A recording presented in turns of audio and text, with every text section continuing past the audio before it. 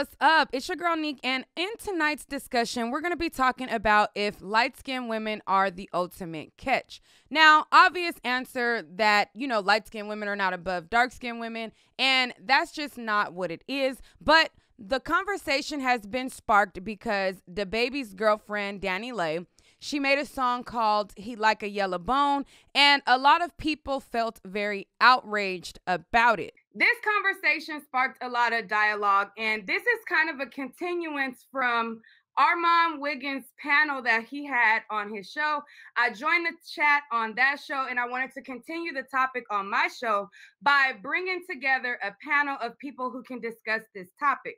Now, there was two scenarios that was broken down in that live video that was talked about. It was the music industry and how a person can be less talented, but they would get a little bit further than somebody who's dark skinned and has actual talent. They would get passed on because the industry likes to thrive off of colorism and champion women who are less talented just because they have a lighter skin complexion. So the way that I do these lives now is I will announce what topic I'm going to go live about on my Instagram. Once I announce that topic, you have a choice to want to be added to the panel prior to the show starting. We're not doing any more like live call-ins. We're going to brief about the panel in the DM, and then we're going to do it that way. So shout out to all of the night owls. Thank you guys so much for being a part of this conversation. If you guys have not hit the subscribe button as of yet, definitely hit the subscribe button right now. Okay, so without further ado, let me show you the material that got this conversation started, and let's get on with this panel. The song sounds absolutely horrible. It just does. Yellow bonus, what he loves, what he loves. Yellow bonus, what he loves, what he loves, what he loves. Okay, so you get a little snippet of the song. She's saying, yellow bone is what he want, what he want, what he want. And so while she's doing that, people was pointing out the fact that she's saying like a yellow bone is what she wants, but she's wearing makeup that's like 5 shades darker than her skin tone and the message that it sends to the baby. Now, another part of the conversation that got sparked was this clip that resurfaced from Rick Ross's show. Now, Rick Ross had this show where he was finding talent, and on the show he had a rapper by the name of Just Brittany, who I don't think that she's that talented, but because she's light-skinned, she has the build of body, she gets entertained when she really probably shouldn't because she isn't really that talented. And you have a dark-skinned woman in the clip who is clearly talented. She clearly has more talent, and Rick Ross tells to her, oh, that doesn't really sound good. I'm going to show you guys that one, and then I'm going to bring everybody on to the panel. So a Twitter user shared this, and the caption is the music industry in a nutshell. Just Brittany, you got me for the whole night. Baby, we gon' get it right. Oh, yeah, I don't like no weird shit. Then must be in this liquid. Oh, you think I'm with a boss, no worries at all. I can give you everything you need.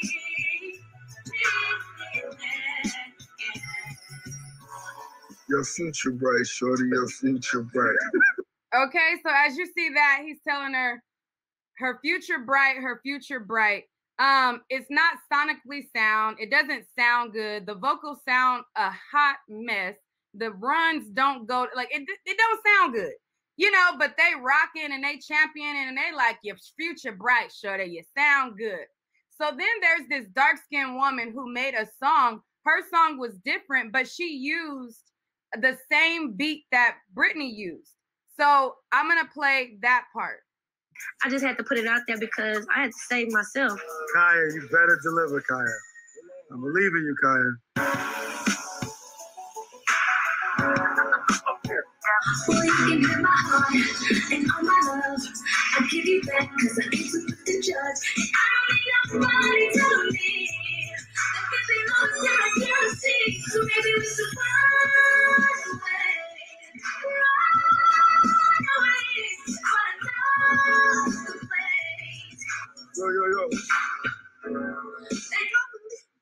that wasn't the best platform for your voice. Nope. You have a unique voice, and Britt did sound better than yours. They like mine's best. Okay, so as you see that, Brittany sounded a mess. She sounded horrible. Let me just give you a replay. Baby, we gon' get it right. Oh yeah, I don't like no weedish. There's coffee in this liquid. Oh A mess. And then you got this woman who her sound is sonically there. She sounds good, and he says that ain't it.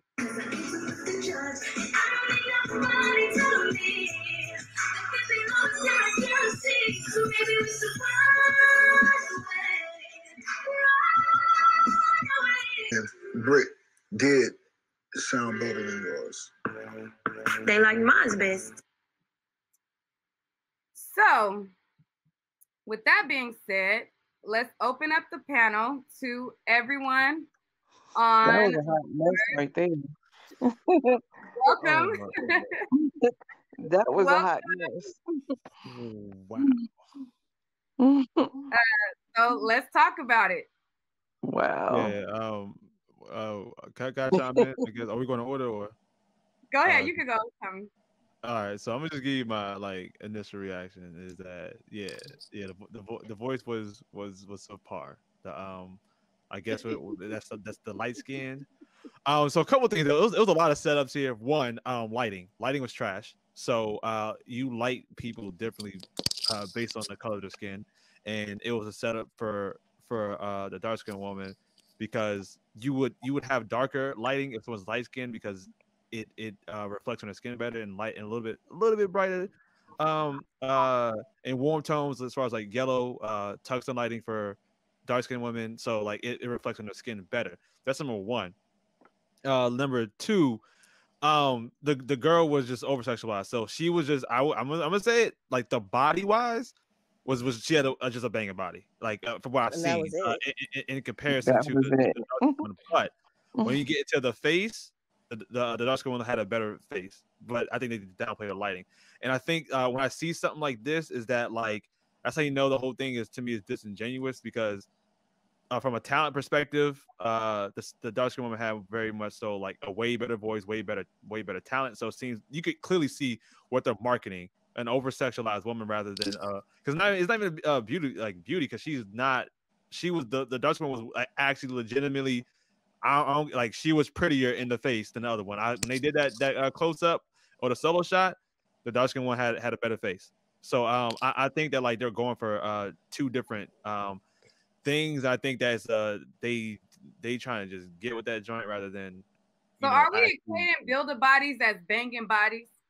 I mean, I'm just saying. I was just comparing one to the other. It's just like at the end of the day, it's like it's just that I can see what the attempt was. If you're looking for talent, the one had the dark skin one had just way better talent and a way better face. She's more model-less. Like I just think that like the like if as a dude I'm just trying to put myself in their shoes, and the first things that come to mind as a man is that's like her shape. You don't think it has anything to do with colorism? With that one, I wouldn't say so. I would think that the body was just too like the body was too much more out there than the other one, so that I can't like as a dude, I gotta be honest with that specific one. The body was more so out there, versus like. You know, it wasn't a one-to-one comparison in that sense. But I will say that the other one had a just prettier face. So all right, I'll go to Alfila. Oh dang! Let me go to Alfila. But this is what I want to say. Like when I heard what's her name, Brittany? Mm-hmm.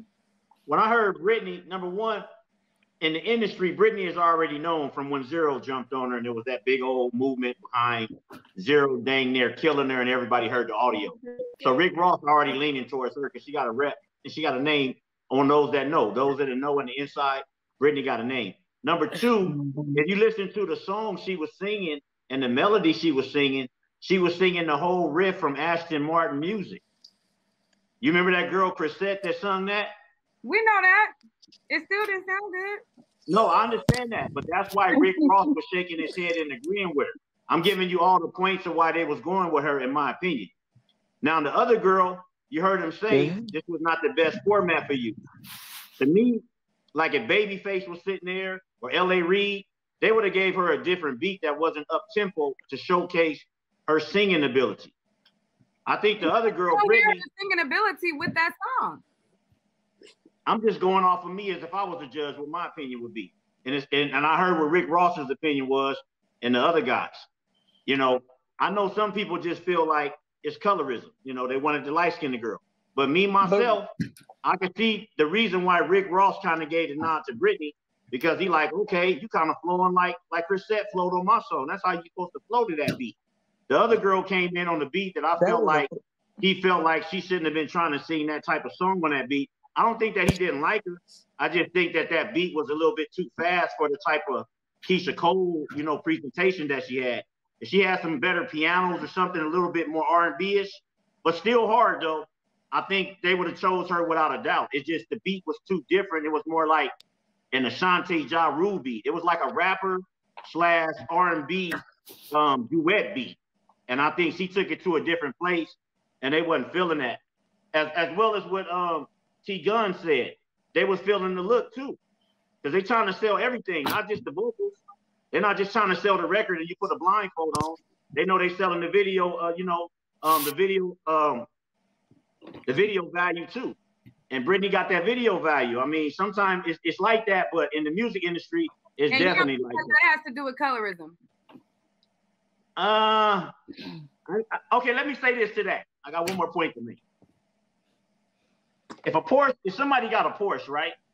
And then they see somebody else with a Lamborghini. If they happy with their Porsche, they're not even gonna care about that Lamborghini and even talk about it or reference it, right? It's just like the red bones that's popping. They're not referencing the chocolate bones and saying, you know, whatever. So I feel like if you just in love with your chocolate, in love with your caramel, in love with your red bone, in love with your yellow bone, it don't even matter what the offense is trying to do. It matters just keep pushing you. It matters when the collective doesn't have. It'll be different if you had the same representation for dark-skinned women that you had for light-skinned women. Dark-skinned women only became a trend when the Black Lives Matter stuff became a topic. We were not represented in these spaces. So if we were equally represented, then the conversation wouldn't be that way. I think the reason that we're having this conversation is because a lot of people feel like it's an uneven playing field, whereas dark-skinned women are being put down, light-skinned women are being perpetuated, and we are looked at as, you know, loud, mad Black women. When you have Latina women who curse you out, they'll damage your property, they'll take you for all you got, they'll take your whole earnings, all of it, which is why they said you wasn't shooting with me in the gym. They'll take everything you got. As for Black women, they won't even do you like that. But they'll go with that woman and they'll say, oh, she's not they won't paint them as the loud, angry Black woman. They're gonna be like, oh, she's just a spicy, hot, caliente Latina. Okay, let me make this point so you can understand this point. Just like all the ladies on this panel with long, beautiful hair, right? What if the girls with short hair said, why all the girls with the long hair is the one that all the guys is always attracted to? You know why? I got short hair. That's what the public is attracted to. If you see my hair, I'm short. No, hold on a second. Hold on a second. Because you got to mute somebody's mic so I can't keep talking. I'm going to be quiet. But my point is this. It's because the people that sell these images, they go with what the buyer wants. That's like you going to Walmart saying, how come they always got a bunch of Fruity Pebbles, but they don't have a lot of Captain Crunch? It's because of the consumer. It's not because I don't think the powers that be. First of all, if we're going to have this conversation, we have to be real and we have to understand how we got here. Systemically, we have already been disadvantaged with what has been embedded from slavery, the brown paper bag. We have to acknowledge why light skin is even thought to be a status quo. It's thought to be more desirable. You know, Armand Wiggins, I was on his panel, right? And he posed the question to me. He said, Nique, you're a dark-skinned woman. I don't think that when you enter a room, you're intimidated by light-skinned women because I believe that men think that you are beautiful. Because you have a certain look about you that I feel like you're a very attractive girl. So do you feel like you have those same issues that other dark-skinned women may have? Okay, so like if you were in a situation though, like you could walk in a room of light-skinned girls and I feel like still get chose over them. Yeah. Well, I mean, do you think so? I mean, I think you can. I mean, talk. Let's talk about it. Yeah, okay, so if we really want to get deep, a lot of the times that in dating, what I've heard all throughout my life is you're pretty for a dark-skinned girl, right? Yes. And when people say that offensive phrase that they think they're complimenting you, but it's so offensive, and I actually have merch coming out with that phrase on there. I'm pretty, period. I'm not pretty for a dark-skinned girl, right? But when people say that, they say that as in like my nose isn't as wide as other women with my same color. My features aren't as broadened as other women of my same color. What they mean by that is you're this color, but your features don't really all the way match other women with your same color. And I feel like that's also systemically the standard of beauty that racism has placed on our people. That's why they put certain things like that of value. It's a load of crap. And, I just want our women to know that you're pretty, period. Like, you're pretty, period. Pretty, period. And, I like that. Is what they're saying, but yeah. That's what I want to say. Because I consider myself brown skin, but yeah, but can I speak? Dark. I am. Who said that? It was Jay. Yeah. Oh, gum. Go ahead. Yeah. Feeler. I don't know your name or nothing, bro, and I ain't trying to disrespect you or nothing, but them talking points was kind of coolness, bro. I think what it is if you look at some of these guys and their background, it's the person they are. You know what I'm saying? And it's bad, but we gotta keep it real, man. We got a lot of coons out here. You know what I mean? They don't know nothing about their culture. They disrespect their culture. They got self-hate. It might have happened with their mom, their family. They might have been called ugly just because they was dark or something like that. So they feel like they got to have a white girl or a light-skinned girl or a foreign girl or something like that because their mama be on their head like it. And their mama tell like, don't get no dark-skinned women or nothing like that. So it's kind of like they grow up with like not liking like dark-skinned women like that. They look for a light-skinned girl. So it comes from the, you know what I mean? And I hate to say it be a lot of them foreign flags. You know what I mean? Ain't no foundational Black Americans moving like that. There's a lot of foreign people. Like, where you from, bro? I'm from the jungle in LA. I know, but real family friend. LA, I just told you. All right, what's your culture and nationality? Say it again? What's your culture and nationality? I'm just black, bro. You don't get no nationality? What do you mean by that? I'm asking you that because you saying stuff like you comparing black girls to like Lamborghinis and Corvettes and shit like that. And I mean, excuse my language, but I ain't into that, man. You know what I mean? Black is beautiful regardless. Dark skin, light skin, they all Lamb. That's how I look at it. Ain't no Corvette. You know what I mean? They are, whether it's dark skin, light skin, and brown skin, fine, man. So I'm trying to figure out like, and even with the sun, you can see like all girls sounding, but I'm trying to figure out this light skin foreign car stuff from like. Oh, you want me to explain it to you and break it down some more? What my point was? Is that what you're saying? I understand what you're saying. You said the light skinned girl, the Lambo, and the dark skinned girl, the Corvette, right? No, you totally missed that, bro. You totally missed it. What I said was, if you proud about what you have, from your skin tone to your car to how you dress, you ain't worried about what nobody have. That's my point. I wasn't comparing no Lambo to light skin and a Porsche to dark skin. You missed that one. Could I make a point real quick? Go ahead. Okay, so I definitely think what everybody's saying is right. You're muted. You, I'm muted. Yeah, Wait. You're muted. You're muted. You're muted. My bad. I saw. Wait. All right. Let me talk, and then whoever was talking could talk. Fila, the way that it came out, it did come out wrong, but I do understand how you clarified it on the second go round, because it did come out wrong, because I was listening to it and I was like, no way, you know. But what I will say to Fila's point, and before anybody else talks, is also another point that I made, that we've gotten to the point where we want to be accepted so much that we are to the point where we will accept the pandering. As long as they pander to, to us, we'll accept it, and that's not acceptable. And I think that sometimes when we do that, we cancel out the people who want us, because we so focused on the Michael B. Jordans who don't look our way. I don't want to date a guy who don't want to date a dark-skinned girl. I don't want you anyway. A guy who, like, when I cringe when women in the comments, like, they gush over Amari Hardrick, and I'm like, girl, like, you are not even in his bird's eye view. Like, why are you gushing over somebody who does not and would not want you? You know? And it's like, me as a woman, as I've gotten older, at first I used to, be very loud about educating people on colorism, and be very loud on correcting people and calling people out, and you're a colorist, you're a colorist, you're a colorist, you're a colorist. But as I got older, I realized I like half of these topics, just to be honest, I don't even care about the men that they be calling out, because I don't want to date them anyway. Like, I wouldn't even date you anyway.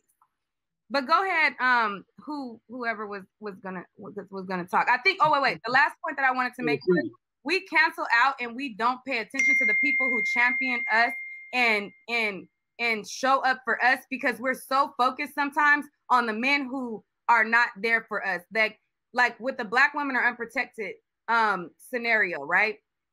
It was a lot of representation of Black men showing up for Black women, but it get overlooked, and people won't even acknowledge it, because they want to focus on the people who are not protecting Black women, and overlook the men who showing up and busting out the windows of nail salons, and showing up and, having our back and being very loud about us and champion us. We overlook those to hone in on the little Kodak Black from down the street who you don't want to date anyway. But go ahead. Okay. Can anyone hear me? Everyone can hear me? I can hear you. Yeah, you got. Okay, to kind of piggyback off of what Jay said, I'm not foundational American. I kind of find that a little odd, because I feel like for the most part, all Black people are in this together. My nationality is, I was born here, but my parents are Haitian. And I think the number one thing people need to say is, Dominicans are proof that colorism is real. Right. There's not like a Haitian Dominican, like, you can read up on it. Like right now, they're pushing Dominicans with Hispanic names outside of, they're kicking them out, they're killing them, R-ing them. It's systematic. I remember when Abraham Lincoln, when he was trying to get the, slaves out of America, he considered DR, and he considered it because the president over there, well, I should say the dictator, was systematically killing thousands. So I would ask Danny Lee, if you're Black, why are these people who are this tone getting kicked out of your country? Can I chime in on that? Can I comment on? Can I chime in on that? Yeah. Okay. Yeah.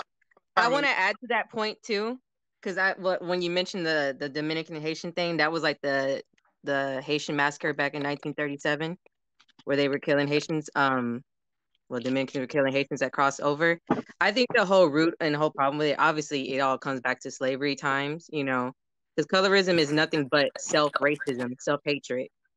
And I think it's really interesting now that, I should say, I think that Black people, we should gatekeep a little bit more about our Blackness, because since we accept anybody who has just a little bit of Black, who wouldn't even before mention or even want to be called Black, but now they want to be it because they see the benefits. Now they come and take the spaces that are for Black people.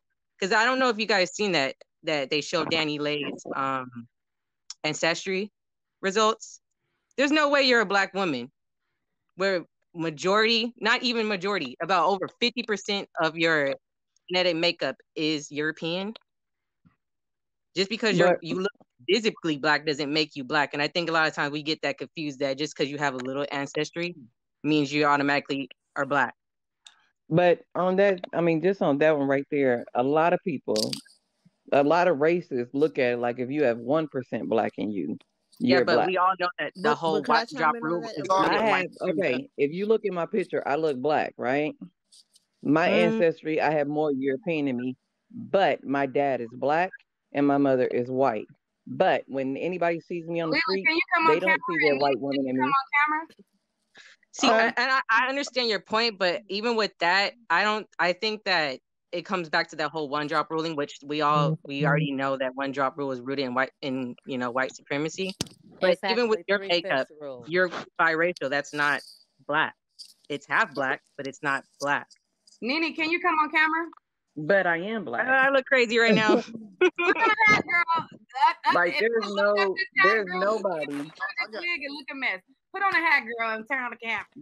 I look hot mess, but there's nobody that sit back and look at me like I'm other than black. Listen, I get your point, but that's still like there's no race that sit back and says you're white at all. Like I'm black. Yeah, but by that same notion, we could still consider you white too. You're just as much as your other as you are just as black. Wait, can I speak on that? That's not true. Thank you. That's not true. First off, hey. So wait, hold on. We're going to get rid of her whole white parent? Listen. It's not true, but you see what happened to the queen of what's that the girl that married the, you know what I mean, you can't Megan. Black Megan. The girl who what? The girl that Meghan Markle. Meghan Markle. You know what I mean? Right. She mixed, but you see they don't want part of that little family. You know what I mean? They booted her as they booted her. She in Boston or something. You know why? But that goes back to my point of the whole white supremacy thing. That like one drop ruling. They don't want it because it's seen as tainted. I mean, okay, let's think of it this way too. She's mixed, no right? pure white person. Wait, hold on. Let me finish. Her son, the son that she has by him, is really only like what, a quarter black now, right? Right. That's black ancestry. So let me try. Let me chime in on it if I can. All right, and after Tommy goes, I want to introduce Lori to the platform. After that, go ahead, Tommy. Okay, so the whole concept behind black, it's a political sort of status. So anytime we're talking about within the context of white supremacy, it holds no actual real correlation because racism is a social construct. So the whole idea of a one drop rule follows no logic. It follows little to no logic. So when someone says they refer to herself as black, she's speaking to her legal status as recognized in the society or nation she lives in, which is America. So in that sense, she's black. I think what Nique's speaking to is to your genetic or ethnic heritage. So the only group of people that includes mixed people as 100% their own are the foundational Black Americans. This concept, I don't care where you go in the world, no one you mixed, you're mixed. So to the I mean, I guess like maybe between the DR, but and things of that nature. So in certain places don't really acknowledge a race in the same construct as we do. So we gotta be mindful of that. But I will say this is that to Nique's point is that they don't see you as white, but they don't see you. They see you as mixed. Right. Like everyone can see that you have a mixture of something. Right. And then like so I'm actually darker than. That's kind of what I'm getting at. Like they know that they know that your parents aren't the same parents that someone like Sydney would have. So what I'm saying is I'm just gonna say this: people that have parents both y'all skin complexion, right? All y'all skin complexion. Most of the people that's on this panel, I'm darker than some of their children. Yeah, but I'm just in underneath a bright ass light right now, but I'm very dark, and my son is darker than almost everybody on this panel. So and I have a daughter that's lighter than I am. Their ancestry is way different. You know what I'm saying? Like my daughters She has more African American in her than I do, but she looks way whiter than I do. So it really doesn't matter to me. I mean, it doesn't matter to me, but going on, you know what I'm saying, like what somebody's race is, as far as if they black or not, it don't really go with the colorism, because the colorism really, I mean, I look at it like her song was messed up, but I don't know. I don't like I know when up until recently there was not a multi-race block on the any kind of application. You had to put black, white, Mexican, you know what I'm saying? Like something. I couldn't mark white. I'm not really getting like what you're No, trying. so Like, that's why I said that you're black in accordance to the social can I get in here real quick? Because I'm gonna all right, everybody pause. Okay, so we have Lori Moody, and she is Marcus Black's mom from Love and Hip Hop. This is one of my favorite people, y'all.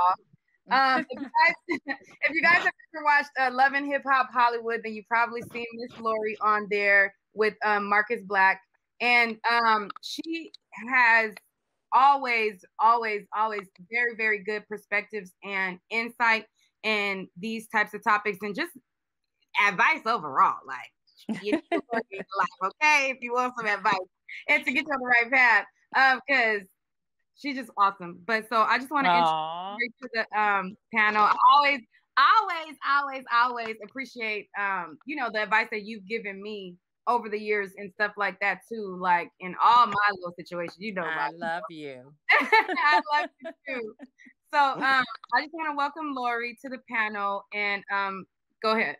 You guys, I'm in my pajamas. I'm on the East Coast, so I'm heard but not seen. I just wanted to share. I think the conversation is a wonderful conversation to be had generationally, and I think who was it?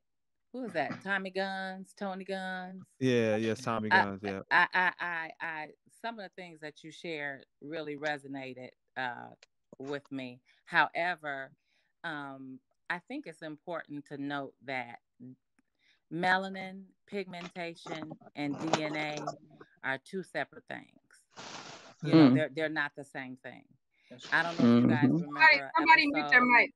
Somebody is crunching around. Oh. All right, go ahead, Lori. I don't know if you guys remember an episode of Dr. Gates that does the DNA, and he had Don Cheadle on an episode. You guys know Don Cheadle, the actor. Yeah. You know, he's what I call a nice coffee bean black to his pigmentation. And when he did his DNA, he had a overwhelming European background in his DNA. And so, you know, the conversation about color is only a conversation because it's relevant as it relates to colonialism and divide and conquer. You know, throughout history, around the world, in different cultures, there's always a power faction that seeks to divide and conquer the people for their own selfish gain and power. And you'll find lighter hued or lighter pigmented people throughout the world on a higher realm than the darker sisters and brothers from the same nature, the same nation, the same culture, the same tribe, even. And so that's something that is definitely more political than it is social, but it affects us socially. It affects how we feel about ourselves. You know, it affects how we feel about each other. And the reason that it does is because we've allowed ourselves as people of African descent to step away from who we are from the root. And we've bought into the idea of European culture. Even the way we eat, the way we eat is killing us because this is not our indigenous diet. Right. The way we think is harming us because we weren't created to think like this. So but that's European influence, though. That's not absolute colonialism. That's what she's but I wanted to point out a point you just made about Don Cheeto and most of his DNA could be European, but no, it was. Yeah, but just because it's mostly European, it could be Moorish because we know the Moors was in Europe first before white Anglo-Saxons made it to Europe. But yeah, it could be Moorish, so we don't know. But Moorish people are not European people. Moorish people are supposed to be indigenous to America. Moorish were also people, in Moorish people. That's a whole nother topic. Really is. I thought it was supposed to be like Moors and Milwaukee, we went into Europe first. All right, let Lori finish. Go ahead. No, I'll wrap it up. I was just saying that you know, what's important to focus on in this conversation, hopefully, is regaining our identity as a people and never letting anybody separate us for any reason. Mm-hmm. So that the woman that was like quote unquote light skinned, if we were on the plantation today, you know, and she was my sister, who the daughter of our mother who had been raped by the slave owner, and she happened to come out lighter, and she was in the house being raped, she would be no one would see her any less black on that plantation. No one would say, I wouldn't, as her sister, say, oh, that's my white sister. I mean, that all comes back to that one drop rule thing, though. Yeah, but that's politics. That's not DNA. I mean, all of it is obviously a product of slavery time. You know, the lighter skin, the mixed ones were in the house, darker was out, and all that. I mean, all of it roots from that. And it goes back even to the Willie Lynch letters, you know, the divide and conquer. Have them divide up the people. All of our colorism, all of this stuff wasn't a thing until slavery time and colonialization. Exactly. And I agree with that. That's and I agree back to the original point back of Lady Chief. I do think in the eyes of the world, phenotype matters more than genotype. Obviously, if you look black, you live more of a black experience, right? Well, even if you don't even look it, because to me, Meghan Markle doesn't even look it. I thought she was just Italian or something.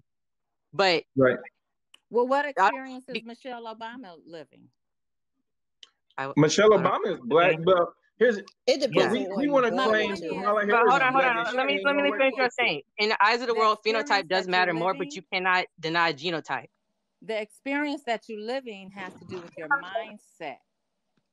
Right. More so. But that mindset started from skin. Slavery is what I'm getting at. If you allow politics to rule you rather than your own mindset that is as a result of what you choose to believe. Because what you choose to believe, everything that we experience is it came out of somebody's mindset, somebody's thought system. And so if you buy into somebody else's thoughts, especially this is 2021, you know, we realize that we're still grappling with other people's perceptions of us, but we shouldn't be grappling with our own perception of our own selves. Thank you so much. But we're allowing white people to come in and make that divorce. That's personal. It's not that simple choice. Though. Like we allow it though. Well, it's not. We literally allow. That's not all right. We'll go one at a time. So Dominique will go with you, and then we'll go down. I got something to say on that one. Sorry, and then we'll go to Jay. And then I'll go after Jay. Or sorry, after Lady. I think Lady D wanted to go, and then I'll go after Lady. Yeah, go ahead, Lady. Dominique Nefertari. All right, to bring it back on topic, I guess the talent show. I think what's homegirl name? What was her name? Oh, just Brittany. Yeah, Brittany, whatever her name is. I think when I was watching the video, it looked like Rick Ross and the group was like clowning her at first. You know what I'm saying? They were laughing, joking, and then when the darker skin lady came back on, they was actually feeling her. If you rewatch the video, they bobbing their head to her and stuff like that. That's why you got to pay attention to body language. But for TV and for drama purposes, they said Homegirl sounded better. But that I don't think Rick Ross really think that Homegirl sounded better. But they was literally they was sitting up there. I was watching them and they was clowning her. If it's a dark-skinned girl watching that and she's looking at a representation of Brittany and she's looking at that, she's not going to think, oh, well, the politics of the show is why he said that. That's not really what he means. We got to think about what representation is being put out to the world. Now, I don't want anybody who's dark-skinned. Sorry, I jumped ahead of you, Nefertari. Sorry. I don't want any woman who is dark-skinned to feel like because those things are happening that you're less than because you're not. Right. But I think that when we, like Lori was trying to say, it's a personal choice to stay boxed in by being limited to that. Because as you see, you can still attain an audience. You can still be successful if you're dark-skinned. You just obviously going to have to work harder. You're going to have to prove yourself a lot more. It's unfair, but life is not fair. And a lot of people think that, oh, it shouldn't be like that. It shouldn't, but life is not fair. And we are dealing with the cards that we are dealt. Being that we have the cards that are being dealt, don't let it limit you. And it sucks that we have to work twice as hard to be looked at as half as good, but you have to still have the mindset to not allow that to pigeonhole you and box you in. And I think that's the point that Lori was trying to make when she was saying, as far as mindset. Now go ahead. Absolutely. Okay, I was just gonna say I agree with you, Dominique, on Rick Ross probably not personally thinking that she was a better singer, and they probably really was clowning her. But like Miss Lori said, you got to think like a little bigger than that, because like you just said, the person watching that isn't gonna think deeper than what they're seeing. Who's the one that's producing something that's telling them, oh, pick the lighter skinned girls that's half naked. Make sure that the dark skinned girls are dressed like grandmas. Like she was dressed crazy. And Brittany had on nothing. So the person that's producing that, like that's somebody did that intentionally. That's purposeful.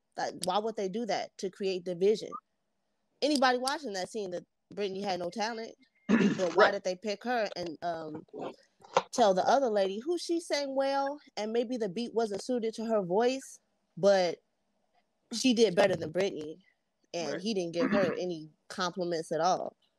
So it's like even well, he said her voice was unique though. He did say that's not a compliment. That's like you know for a dark skin girl. No, I'm just yeah. The industry as a whole, you can't expect much from the industry that sees people in general as objects and property, and you know, I mean that's the entertainment industry. It's the last place we go to sort real things, logical things, important things out, because it's fake to begin with. Right. Yeah, exactly. But that's why I don't know who said it earlier. That's why we need to get in control of our own image. We need to start gatekeeping more. Yeah. We need to start gatekeeping more. Who was that? Nique who said that earlier? Yeah. We do. Because we allowing white media to take control of our image, and they put these images out. Black men are gangbangers, black women are hoes, and all this other stuff. And they do that for a reason, so you never know who you are. Right. I mean, this kind of goes back to even like, because I'm a real history person. I minor like in anthropology and history, so like that's why I get like really into these topics. But like it goes back to even then. It's like, you know, we're African Americans. You like if you go to like in like Africa, for instance, they go by really your ethnicity, like the nation you're from. They know they're black, but they know they really more or less you classify as like where you're from. we don't have like an ethnicity. Like we don't have we have a culture, but usually your ethnicity and your race was two different things. Like it was nothing that was like interchangeable. Now here, like in America, since we got that taken away, we don't have that. And we're so divided because of it. Like, right. They could split us up with a music video. Right. Yeah. That's what I was going to go back to, because I've asked. I think next was Jay, Leela. Oh, okay. Hey Jay, you muted, or you low? We can't hear you. Hey, before, a lot of us are from here though as well. A lot of us are dark skinned Indian and we don't even know it. We can't hear you, Jay. Yeah. All right. I think it was Jay, then Tommy, and then after that, Leela, you go. You know, Indian are African people. I do know, but I'm saying like most of us are Aboriginal of this land, of America. No, none of us are Aboriginal of this land. No. Yeah, we are. No, we're not. We're not Aboriginal. This is not our land of origin. We're not. Look it up. Yeah, there's there's some truth there. Aboriginal people are the indigenous people. They're not just red people. They're not just red people. But that's actually, if you want to even go to scientific wise, it's not even really, honestly, it's different. Like even like race is a science thing, and Aboriginal is actually considered even different from being Black.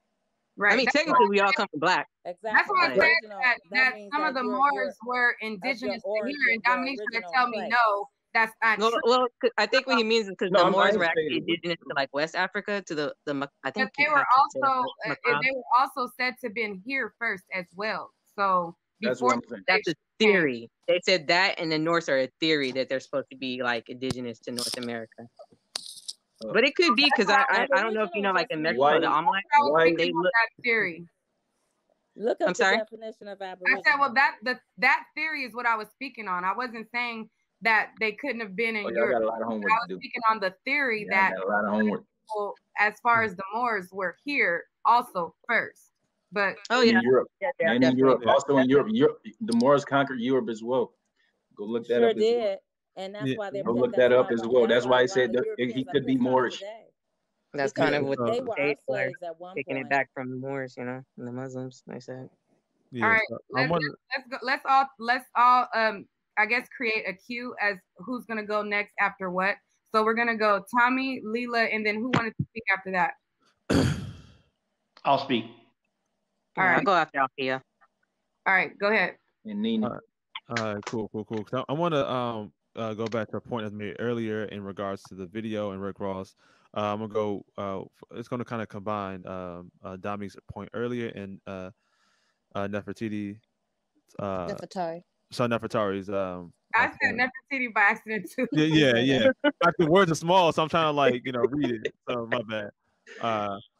But back to their points earlier, because I think there's a bigger point to be made. It's gonna be kind of deviate from the colorism, but it's something to be said. So Dominic was pointing out the body language, and I think that like there's this sort of selling of colorism is super predatorial, because my initial reaction was that the Brittany chick, or the aka the light skinned girl, was a lick. Like that's a predator's like paradise right there, because like the over sexualization was really the bigger issue, and really what was selling, because she was leading with her body, and her vocals weren't that good, and her face really wasn't that, like, it's not that, it's okay, it's cool, you know what I'm saying? But the main thing was that for someone to buy into that, they know they can probably entice her. She's more easily susceptible for manipulation, meaning that she's selling things that she thinks guys want versus what actually really matters, and the men on that panel are going to exploit that. So you're going to get a shitty record deal. The one that was selling her talent is less susceptible to be a victim because of how she presented herself. It's just like I don't think I'll be able. She doesn't seem as I want to say delusional. She actually has real talent. So it's like the one who doesn't, it seems like she's more susceptible to being, manipulated as versus the dark skinned one who isn't.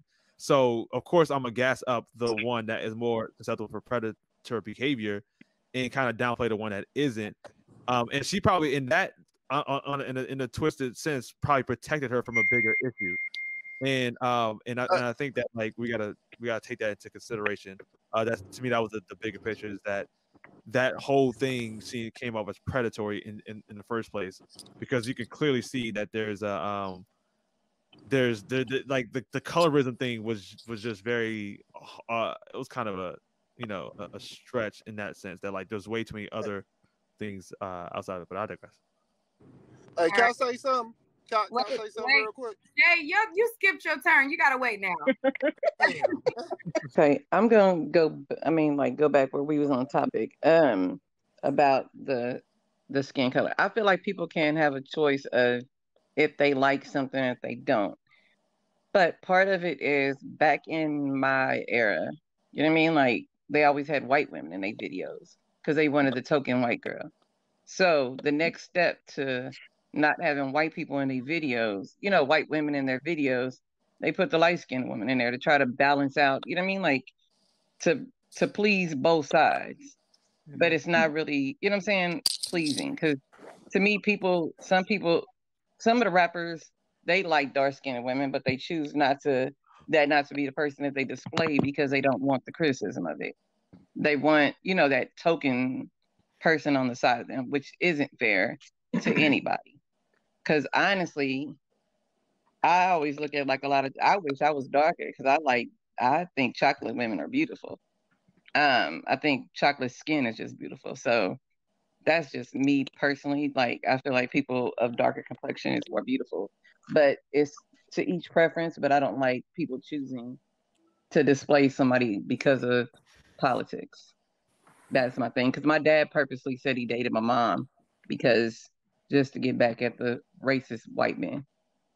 So wow, it's like, you know what I mean? Like, it's kind of like one of those type of things. I've heard that argument before. At least he admitted it. Argument before. You said what? I've heard that argument before. Yeah, like a lot of black men dated the white women. I've heard that dumb argument before. So that was my little spill on that part. All right, this is what I want to say. I believe it's never the it, it's always the I. The way you feel about yourself is the way it comes out. Can't nobody make, like I said earlier, a Porsche feel bad because he a Lamborghini. He's too busy, marveling in the fact that he's a Porsche. He's loving the fact that he's a Porsche. You feel me? A Lamborghini's loving the fact that he's a Lamborghini. He's too busy loving the fact of his experience that he's not even looking through the filter of the Porsche.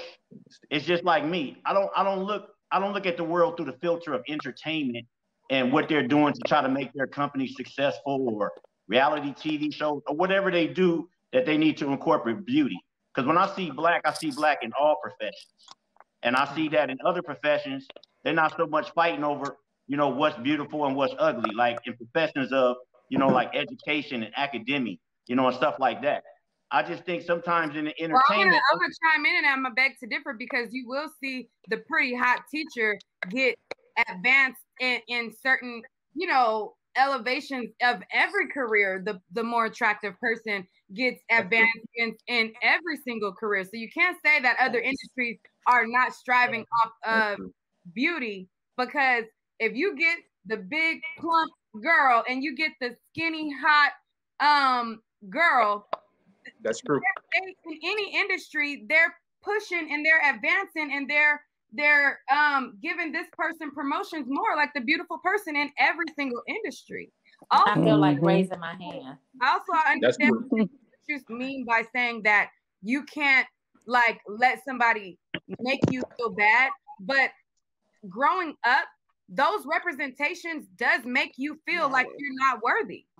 My first point I made when I started this conversation, I said it's never the it. Everything you talking about is the it. It's about the I. It's about how you feel about yourself and the filter you use to judge things in life. There's millions of people on this earth, and we can all disagree all day long because we look at things with different filters. One person can say colorism going on. Another person say, I don't see it because I don't feel it. All I'm saying is, first and foremost, we all have to agree to disagree in a respectful way. Second of all, I'm just saying I'm a dark-skinned man, right? I'm 5'10". I see 6'5" dudes all day long. I don't stop to say, man, why are the girls going over to the 6'5" dude? Because I'm too busy digging myself and digging the 5'10" dude. I couldn't even really tell you what's going on in their world. And there's millions of them that get looked at before I do. But it doesn't affect me because I'm too busy working on the eye. Like the word inspiration means to be taught from within. It's too many people taking their cues and looking through the filters of what society say and what other people feel and other people's opinion to judge themselves. And that's where you're going wrong. As long as you're on side of this earth, you blessed because God chose you to be here.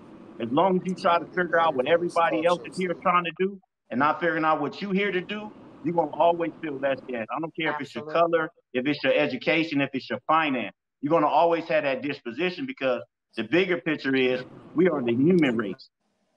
We're not the black race, the white race, the DNA race. We're the human race.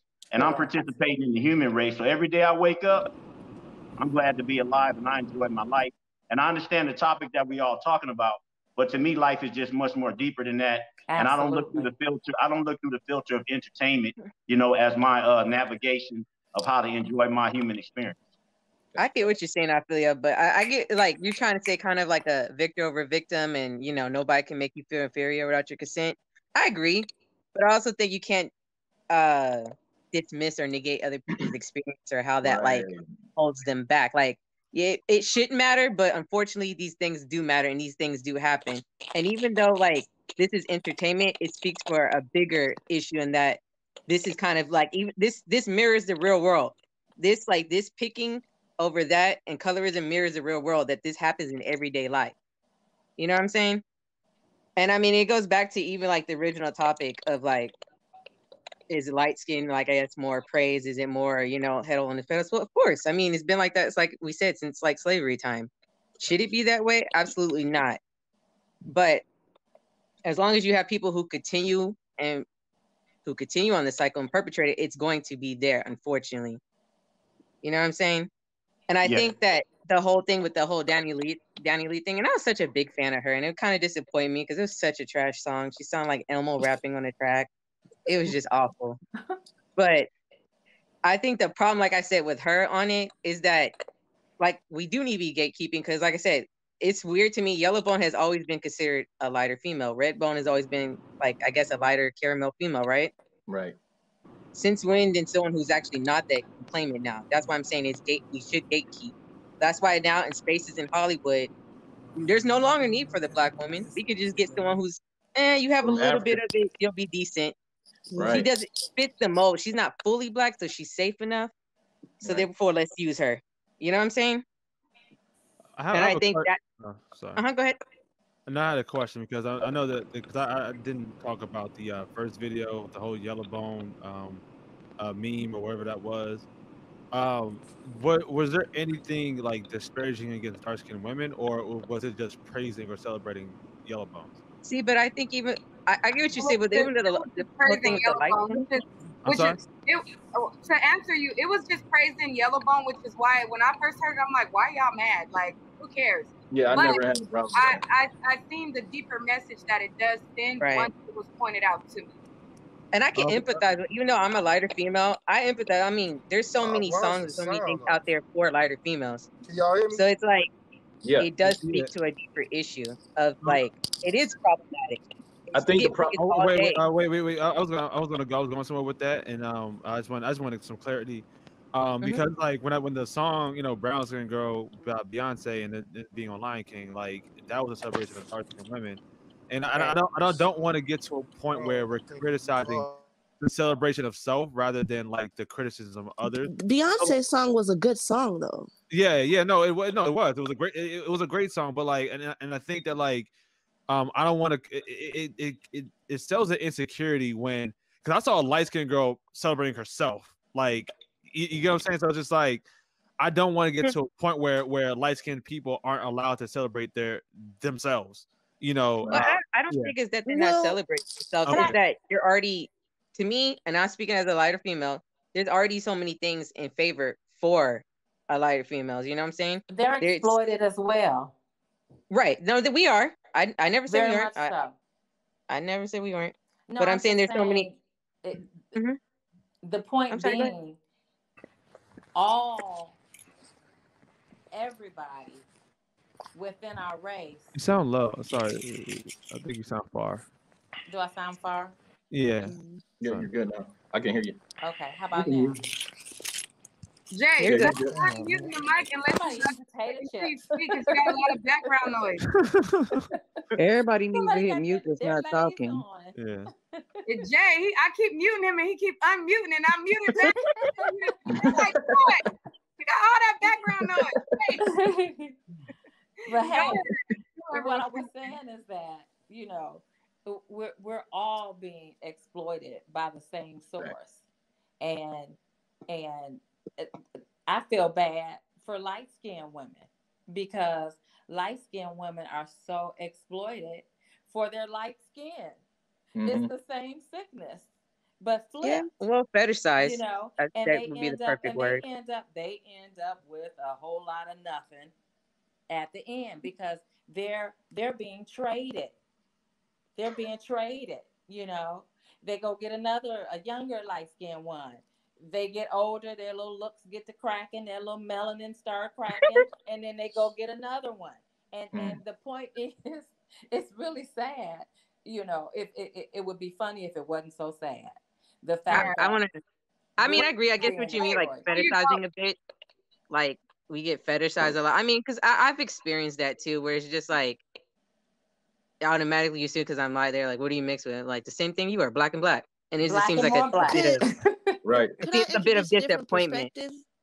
Wait, before you introduce another perspective, I want to go back to Tommy's point that he was trying to make about her celebrating herself. I think the problem that a lot of women had outside of, you know, her celebrating herself, a lot of people felt some type of way because they said, yo, if you're going to push this narrative that he want a yellow bone, what message are you sending to your daughter that's dark skinned and you actually have two dark skinned daughters who have two dark skinned mothers? And I didn't really look at it that way at first. When I first heard it, I was like, the song is trash. Like, why are y'all mad at this garbage song? Like, I really did not understand. And I even wrote on the neighborhood talk, I'm like, I don't even understand why people are outraged because the song is garbage. It's horrible. Like, it's not even, like, it's nothing that anybody is going to listen to or play. Like, it doesn't even sound good. So I was so perplexed. I just didn't understand. But it wasn't until people started to point out the message that it sent to his child outside of, you know, her celebrating herself, is they took issue with the term yellow bone being used because they felt like that's a term for a light-skinned woman. And then it went into the topic of people feeling like she's not black, so you can't be a yellow bone type of thing. So I do have a question about that. So does anybody see her as a black woman? I don't. Does anybody see her as a black woman? Wait, what bad? What is she?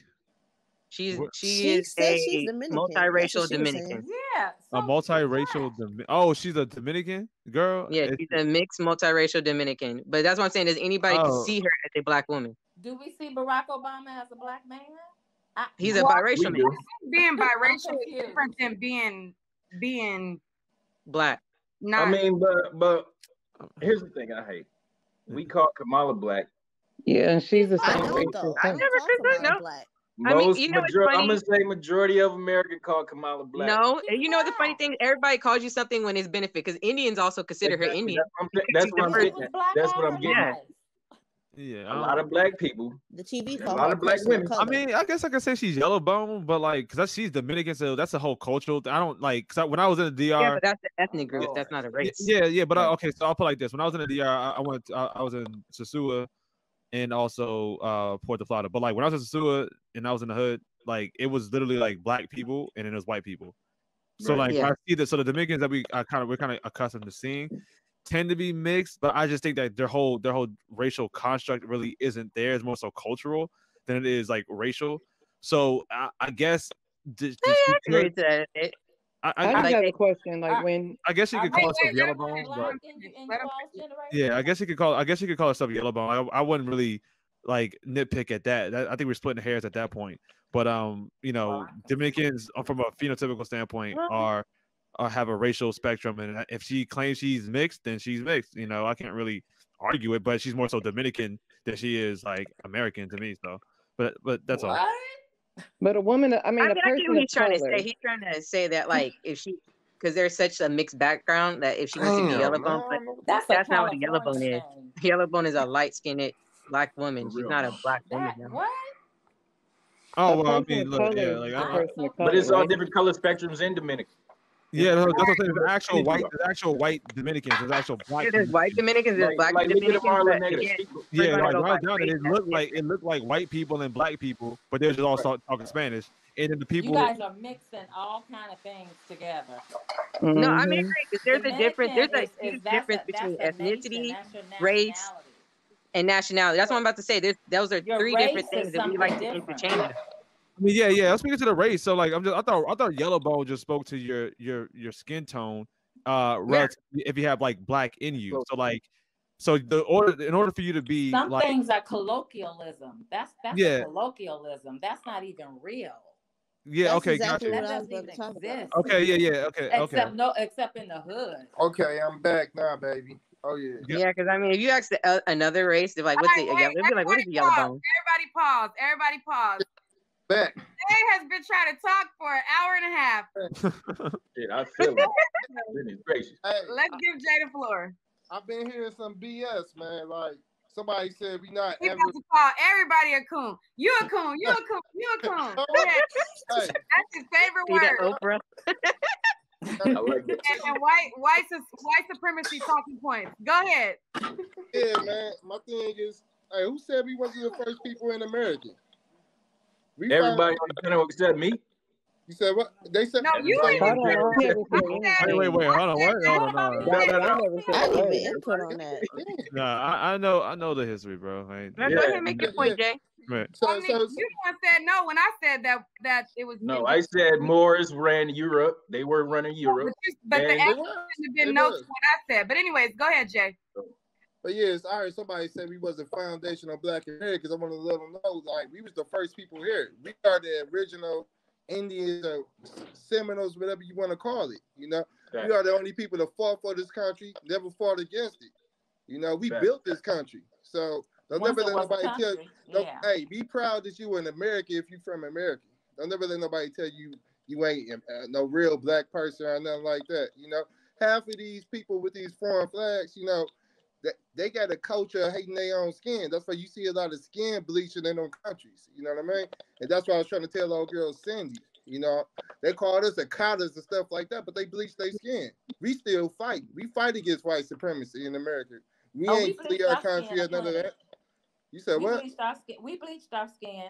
We went through I don't think that's a good point. But it never was like listen, it's a culture of bleaching their skin in them other countries. It's a culture of letting their but you guys, that's all rooted in let me colonialism. All right. Jay been waiting a whole hour and a half. Hey, it's a culture of letting their own kids get raped by white zaddy. You know what I mean? Let's keep it real now. But they call us Akatas and stuff like that, but they flee in their country. They ain't fighting against the white supremacists, you know, and that's my thing, you know. And I ain't trying to make it seem kind of funny with the foreign flag people, but them be the people that's always talking that light skin stuff. They got a problem with being black. They don't like identify with being black, you know. They don't. They're the people with the problem. They want to be Nigerian. They want to be this, just like the girl that made the song. She don't identify with black. That's why we have a problem with it. But the problem is why? It's that because they coons. They was born in coons. They I don't think it's that. No. That's why. They like using that word. Well, no, that's not what it is. I like that energy. Deeper than that's not what it is, boy. I like that energy. Yeah.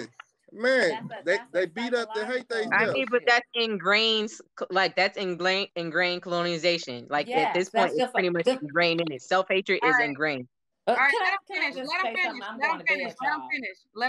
finish. Yeah, so you know when they come over here, they brought up the like white zaddy. You know what I mean? These foreign flag people, and I ain't disrespect everybody, but the people that come over here, they mostly coons. So they gonna worship white zaddy and stuff like that because They whole thing is to get a white man. If you check their history, you know, check all these foreign flag people. It's always a brother with a black guy with a white woman or a girl that's with a white man. They worshiping them. They perceive well, white you are as being the generalizing like a power mug. source.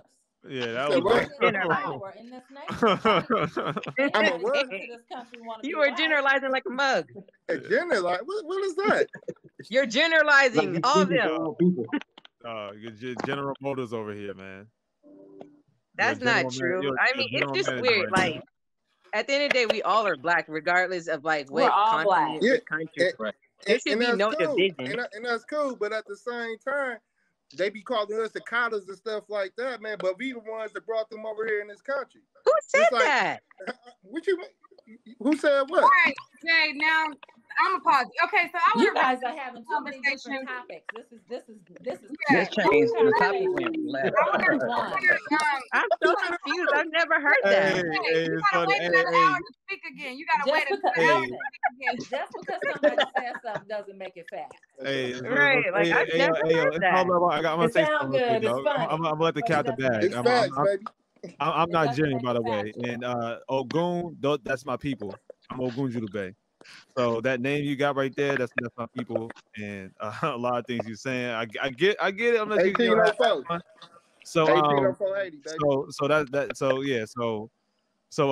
yeah, that I mean, to each their own, bro. Like, have fun with those thoughts, but you know. All right, but let's get to the real. Like, I mean, are you American? You American, correct?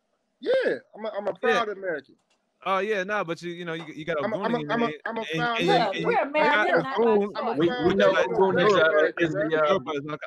but you know. I said I'm a foundational black American. You didn't choose to be an American. Yeah. No, I was just saying that, like the. I mean, this is not our native land, sir. You didn't even choose. This is our native. We got to stop with that.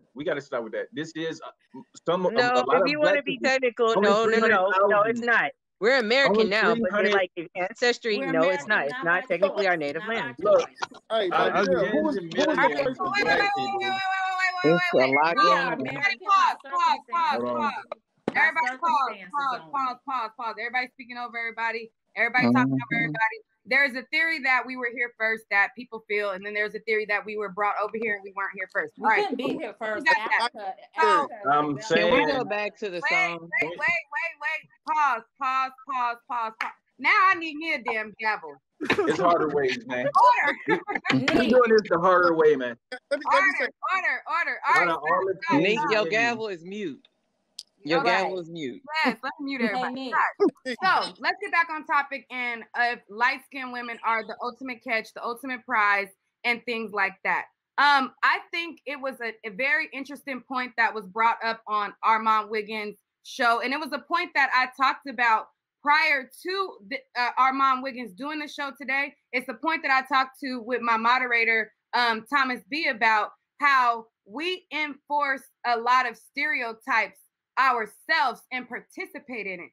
So a lot of times it'll be the dark-skinned women champion the Aries of the world, champion the Alexis Skies. Now, Alexis Sky is a very beautiful girl. I think she's very beautiful, but you won't see them give the same energy to a dark-skinned woman. It'll be a lot of dark-skinned women who you hear Future's baby mama and they clowning her, calling her ugly. That girl's pretty. She's not ugly at all. She got a nice body. She's a beautiful girl, but they won't have the same energy. And you'll see a lot of dark-skinned women down in other dark-skinned women and reinforcing these stereotypes on our own, of our own. Also, well, they should stop. Also, in addition to that, and I feel like dark-skinned women need to be conscious of that as well. You know, I see it and I cringe all the time. And not to say that other women that are light-skinned are not. Lori, you being hard-headed too. Unmute your mic. Lori being hard-headed too. Not to say that, you know, if you can't champion a light-skinned girl. I'm just saying that you guys don't have the same energy, and it be dark-skinned women who will not have the same energy and bigging up fellow dark-skinned women. I think that is crazy. Also, there was a recent story, which is a tragic story. My heart goes out to the woman of the story. I think that is jacked up what happened to her, and I'll break it down to you guys and I'll share. So there's a woman who was in New York, and she went into a liquor store. When she went into the liquor store, the guys were trying to holler at her, and they in turn assaulted her. One tried to bite her eye out, and they physically like jacked her up, all because she did not take on their advances, and she did not want to go with them. Instead of us as Black people singling out and calling out their thug behavior, because Black men, just because you're Black don't make you a thug. But when you put out these types of behaviors, these barbaric behaviors, and you're biting out women's eyes, we are not singling out these individuals as individuals. The conversation around that video is enforcing the stereotype that people should be afraid of Black men. People should be like, you know, they should worry, like if you walking around a Black man, you should be scared. And I seen that narrative, and they're like, yeah, you know, I'm scared when I walk by Black guys, and I'm scared of this and I'm scared of that. And I'm like, you guys are not understanding how you're reinforcing the stereotypes against your own people versus, you know, singling out the individuals that are perpetuating these things. I'm going to show you guys the video. And again, what happened to her is horrible. Like, I could not imagine going to a liquor store and a guy trying to holler at me, and I say, no, I don't want to holler at you. And this dang old animal bites my eye. I couldn't imagine that. But I'm not going to ever make that the representation of all Black men, because I have Black men who I walk into a store, they open the door for me. I have Black men who, you know, they'll be like, you know, oh, you know, I got that, help you out if you need help. And I think that we need to understand that sometimes we reinforce the negative stereotypes about us and participate in that as well. I'm going to show you guys the video. Again, it's sad. It's tragic, but we got to pay attention, and we got to be cognizant of how we reinforce these things. When a woman who was just trying to buy a bottle of wine. She says that it happened after she turned down one man's offer to pay for her. CBS 2's Lisa Rosner spoke exclusively with the victim. Surveillance video shows a group outside this liquor store as a woman walks in alone just before 6 p.m. Monday. The 31-year-old mother says she was buying a bottle of wine after work when two men walked in the shop on West 128th Street and St. Nicholas Avenue. She says the man in the red offered to pay. I politely declined, and I said, you know, no thank you, but thank you. Could pay for it myself. And I got ready to walk out. Before I walk out, he basically said that he felt like I thought that I was better than them. The men followed her out, she says, asking what did she want to do about it. So I just asked them, I said, like, you're seriously like trying to fight me? Like, I'm trying to go about my business. She says they chased her across the street, kicking her, and one man actually bit her forehead, leaving deep. I don't know, it kind of skipped, but it showed her wounds and everything like that. And in the comments, it was a lot of people who were reinforcing, you know, the idea that we as Black women should be scared of going around groups of Black men, rather than singling out those barbaric animals for being the animals that they are. Not all Black men, they are. And that kind of really rubbed me the wrong way. So everybody else, y'all can mute y'all mic, and we could talk about how we reinforce some of the stereotypes against us. That is 100% true. Go back to. I just wanted to say, firstly, that I don't want to single that out to Black men, because I've been harassed in that type of situation by all different races of men. Some men just think that they're entitled to your body no matter what race they are. Toxic masculinity. You know, and I want to add to that's really true too. And it's one of the things I don't like too. Man. Come on. Those like pro-Black things, pro-Black women things, it's always a bash for Black men, and I never understood it. You can't say like we do all this stuff and then Black men are this and Black men are that. Some Black women do the same thing too. We perpetrate the same things too. And I don't think that's fair to put all of it on black men as well. That's why Thank you, Nique. Toxic. They go back thinking them out. You know, I mean, them was just some dusty niggas. You can't even consider them as black. You know, you got the dusty niggas, you got the hood rats, you got the slam bows. Hey, we got to identify them for what they are. White people don't make they white trash. White people, everybody ain't white man when something happen. You know what I mean? So identify them identify them dusty people. You know what I mean? You got dusty, you got hood rats. Them was some dusty niggas and they need to get handled. Period. You got toxic people and you got healthy, well people. And right. You best be careful. Toxic because you don't know who you're going to run into. Right. There you go. White supremacist talking points. What you say, Jay? Toxic masculinity is the white supremacist talking point. They say that about all black men. So. Well, masculinity, it's masculinity, that has to do with your energy. No, it's toxic masculinity. Your masculine would there be toxic femininity? There is toxic femininity. There's a lot of toxic femininity. But we don't never see the problem where he's trying to. Wait. Let's get some order. Can I finish my thought? Let Lori finish her thought, and then we're gonna go in order from Tommy to Dominique to Fila to Nene to Leela to Shakira to Jay, then back to Nefertari, then back to Lori. Go, Lori. Toxic masculine energy is not about your gender necessarily. Toxic femininity is not about your gender necessarily. Toxic masculinity can come from a female. You know, a woman who is having to be super aggressive and super assertive and super bossy and super dominating. She's moving in toxic masculinity. A female who is using her femininity to manipulate and take advantage of people, that's toxic. So I'm not speaking about black men. I love black men. I have black men. I'm married to a black man.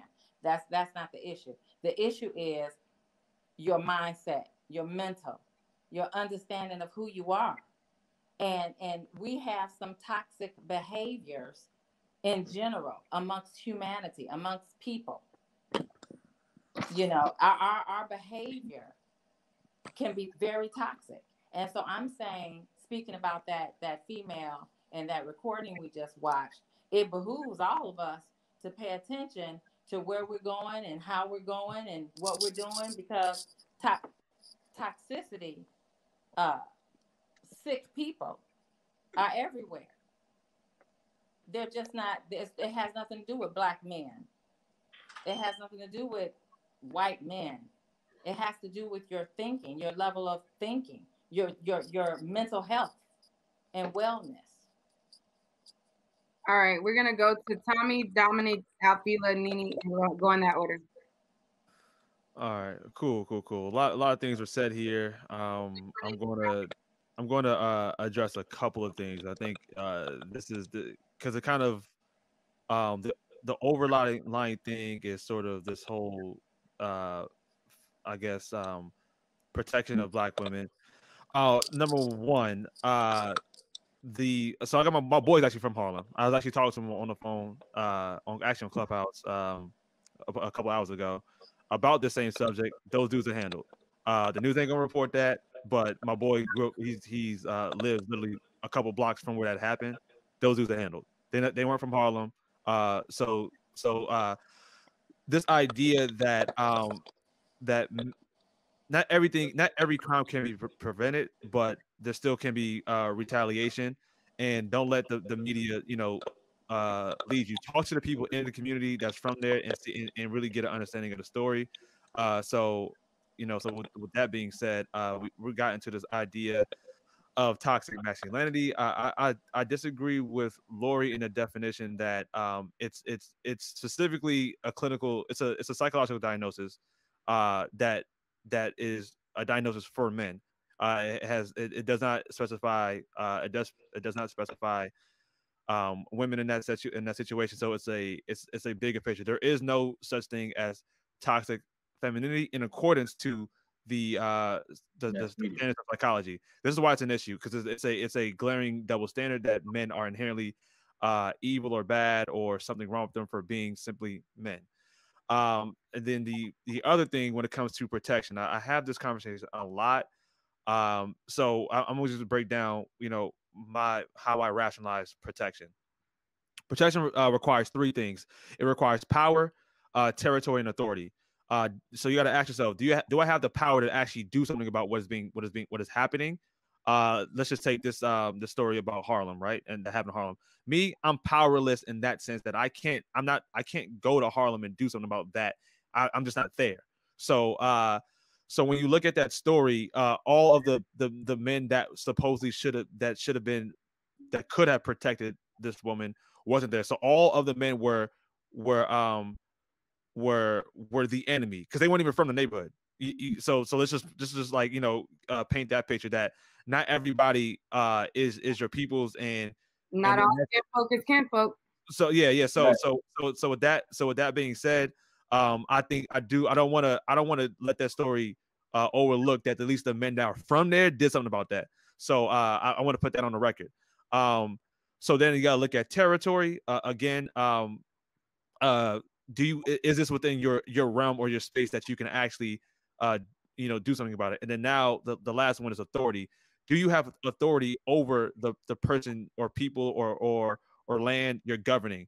So in regards to a woman, does a man have enough authority over the woman for him to listen to or guide and thus giving him the ability to protect her?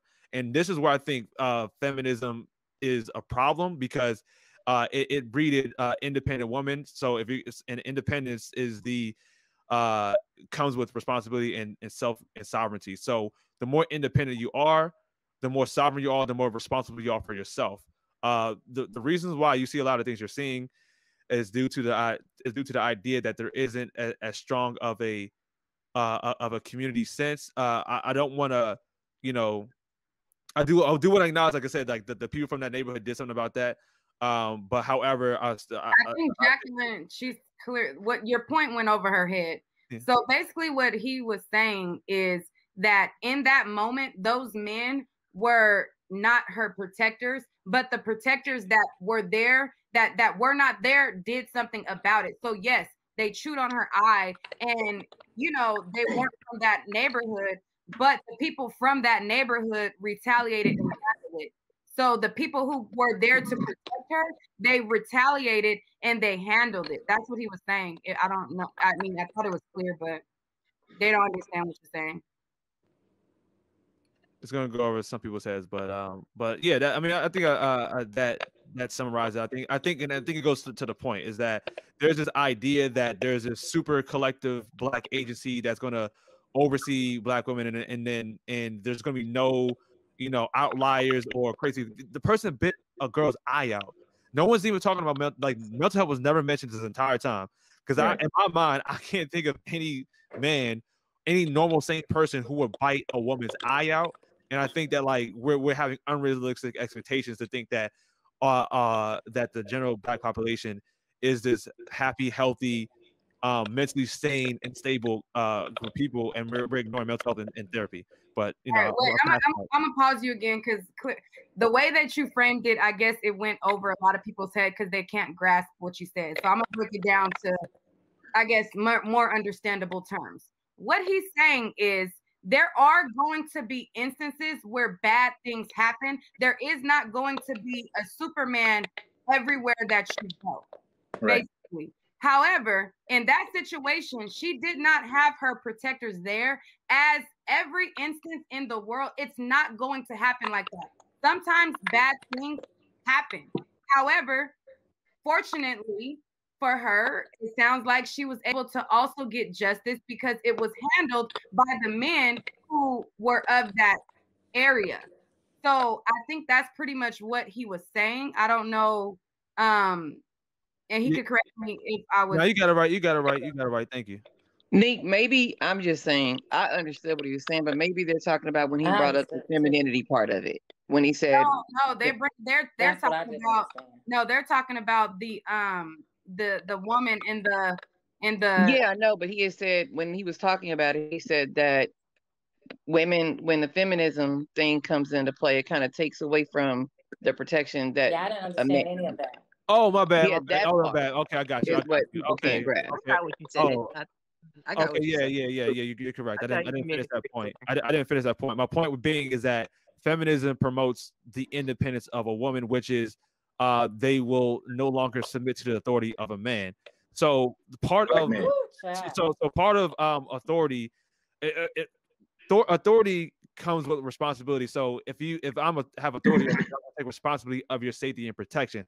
The less you submit to that man, the less the less of an ability he has to actually protect you. That's the point I was making. And it kind of when the whole trigger word or the buzzword was toxic masculinity, so I saw a lot of sort of the feminist ideology sort of coming out in this subject. And I just wanted to address that. Really, is that I can't tell you what to do. If I can't tell a woman what to do, I can't tell you to stay your ass at home, and I'm gonna go to the store for you to keep you safe. If I can't really do stuff like that, then like I can't protect you. You know, and that's just the reality. I think that like we got to be realistic about what we want as a community. Do we want to work together and have a little bit of submission in this sense, or do you want to be independent and protect yourself? And then at that point, I'm gonna tell you, get vote pro gun, open carry, and protect yourself. Like that's the route I'll go if you want to be independent. But I don't want to go too far into it. I want to let other people speak on it. All right, I want to chime in also. I'm gonna let the order go after that to Dominique. But what I also want to say to Tommy's point with that he was making, I do not think that it's fair to always throw around Black women are unprotected in spaces where it's instances where it's unfortunate that something bad happened, but it'll be certain situations where a Black man wasn't even there to protect the woman, and people will say. Right. And they'll blame it on Black men not protecting a woman when a Black man wasn't even in that scenario to protect a Black woman. Now, this situation, it happened to be Black men doing harm to her, but those were barbaric animals that were in that space. But I'll pass it to Dominique. Okay. Wait, Dominique. I think Lori wanted to object. No, yeah, that's fine. Go ahead. I didn't want to object. I thought that he had some very valid points. I just want you to understand that my understanding of toxic masculinity and toxic femininity has absolutely nothing to do with necessarily gender. Toxic masculine, your masculine energy is the energy of action. It's you have a different understanding. Feminism, I'm not a feminist. I don't believe in feminism. But then the point that you made about, if I tell her to stay her ass at home, that's toxic. Me coming under your submission is done from a different space than that particular energy. Me coming underneath your submission is done from a place of love and mutual respect and understanding. So, as a wife or as your woman, you should never have any problem if you have a man allowing him to protect you from a place of mutual respect, not from a place of woman, stay your ass at home. That's toxic. That's a toxic energy, no matter who's displaying it. That energy is toxic. And that's a masculine energy, a toxic masculine energy. That's what it is. Look it up. Study. All right, we're gonna. Lori, yeah, I want to just make a quick. I think Jay is probably going to get on it because I see him riled up over there. But just quickly, I want to tell a woman I'm with, stay your ass at home. I don't speak like that. I was just being hyperbolic when I said that. But I digress. You can go. All right. You're getting caught up on your words, but I get what you're trying to say. Right. But that does exist, though. It does. Those words and that energy. As Black women, we know that does exist. That does exist in our relationships with Black men. It does, but I think you get caught on the semantics, like you're getting caught up on his words. When I think his point is kind of like I'm getting caught up on the energy of it, and I understand that was hyperbole. I get it, but I was getting caught up on the energy of it. And because I think that energy exists big time in our culture, and it is a problem. All right, it's just as much of a problem as the light skin, dark skin. We anyway. All right, go ahead. Lori, I understand your point, but mainstream work nationwide, toxic masculinity is black men being aggressive or men being aggressive or being aggressive towards men women, or men trying to tell women what to do. That's what the media nationwide, that's what they see as toxic masculinity. Yeah, they have a misunderstanding of the term. Basically, if you ain't no black straight, if you want to be a black straight male, you toxic masculinity. Right. You say LGBT black, you toxic masculinity, basically. Right. But I have a question. You guys don't think that's for men as a whole? The definition was created by a white man, by the way, a white LGBT guy. Right. But the femininity, on the femininity part, like on the submission part, I know that's not. I'm counting Jay because Jay say everything is white supremacy. Hey, hold on. Jay, that's not factual. Hold on. Goodness gracious, maybe miss my point. Factual at all. All right, wait, Lori. Let's get back on topic, everybody. Let's get off. But you're very entertaining, Jay. But I'm keeping it real though, sister. You can't even say you like toxic, man. You stuttering the toxic sea and all this stuff. I mean, but that's not what I'm saying at all. To go against straight black man. Let's be real. That's unfortunate that that's somebody's misunderstanding and misinterpretation of the term. No, Lori, this is what the media puts out, though. This is what the media puts out as that. I mean, I definitely understand your point. Lori, but this is what the media puts out as men being aggressive. Media, I read a lot of books and articles. Lori, I've never heard that. But anyway. All right, pause. Okay, so let's. Oh, wait. Everybody, shush. I'm about to get as dramatic as Jay and start making sound effects and everything. All right, so look, this is what we're gonna do. I'm gonna go in order because Alfila hasn't talked. People want to hear from Necessary. People want to hear from Shakira. So Lori, don't go nowhere. Don't kick off. But I'm gonna bring everybody down and bring you up one by one because we can stay on this toxic masculinity for a long time. Nique. Yeah. I'm about to fold and just go into the chat. And y'all have a good one on this. Oh, stay on. Don't click off. Jay, I want to hear from Stay on.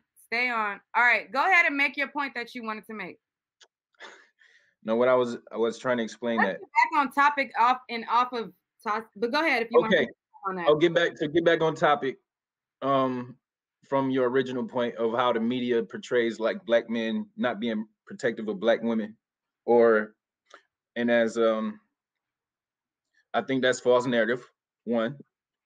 And what I was trying to say. You want me to come back to you? Yeah, come back to me. All that freaking interrupted. All right. Well, what I want to speak on, to me, was the first topic we were talking about is about dark skin, light skin. I really feel like this. I feel like the people that's pushing that narrative, they're pushing that narrative because it's beneficial.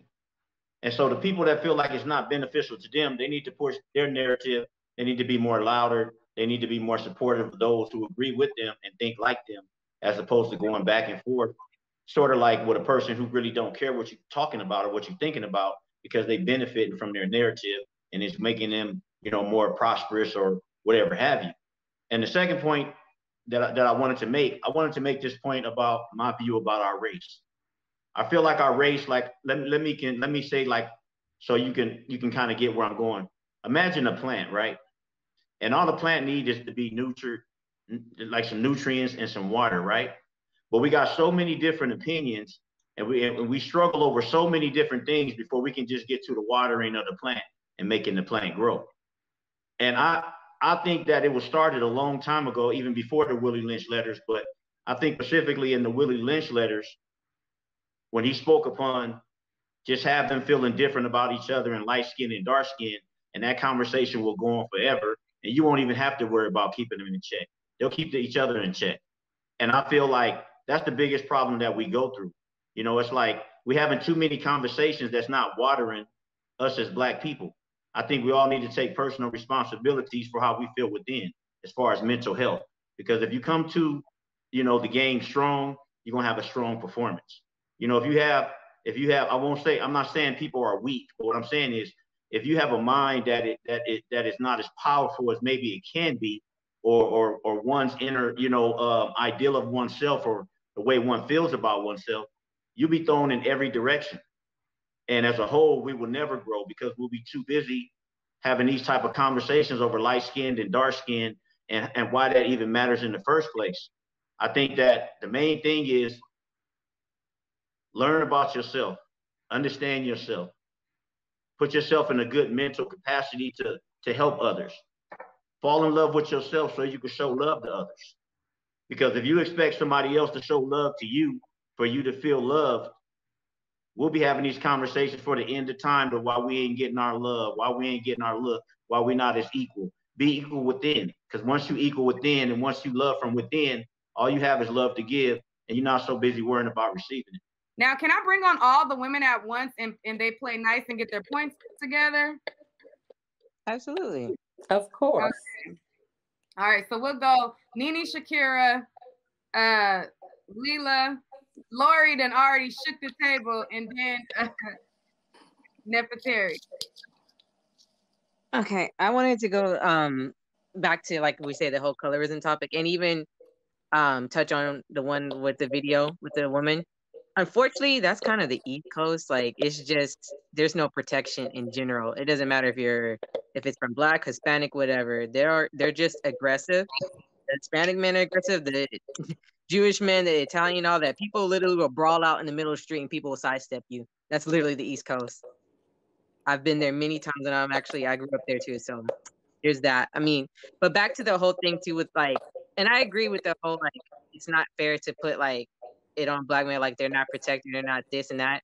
And like I said earlier, I used to watch a lot of that, like the pro-Black women channels and all that, and it charged me up and made me really angry at Black men. But it's like, that's not fair to them. Not all Black men are like that.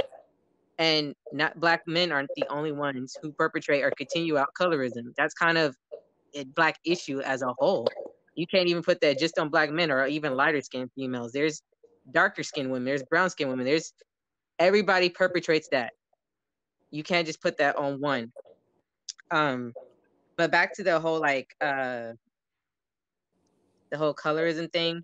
I just, my big question is, I wonder if we'll ever really get to a point where it will ever cease to exist. Like, it's at a point where we know what the problem is, but we don't do anything to really try to alleviate the problem, you know? I think that's because we don't control the spaces that are perpetuating these images. Like, it's always a big company, a white company behind the images that they're pushing out on to represent us. I think the more we get control of our representation, I think the better that it will be. Go ahead, Shakira. I'm sorry, go ahead. Oh, wait. Can you hear me? Go ahead. Yeah, now I can hear you.